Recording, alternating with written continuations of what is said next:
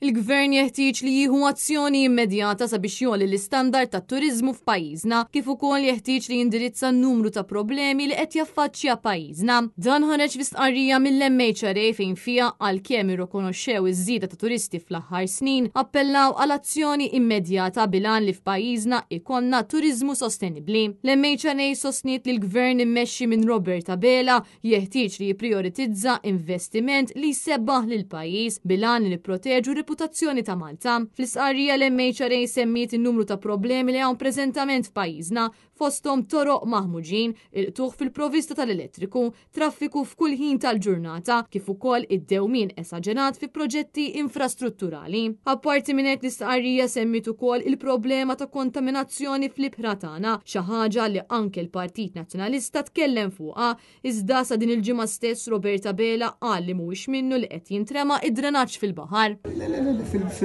M'hemmx żbrof wieħed tas-sistema ta' drenaġġ ġewwa pajjiżna wieħed. Għaldaqstant fl-istqarrija l-MHRA qalet li l-Gvern għandu jiffoka li jattira nies se jtejbu l-produttività f'pajjiżna, dan apparti li saħqu li jekk dawn il-problemi ma jkunux indirizzati minnu fih, dawn kapaċi jikkawżaw riperkussjonijiet kbar fuq is-settur tat-turiżmu.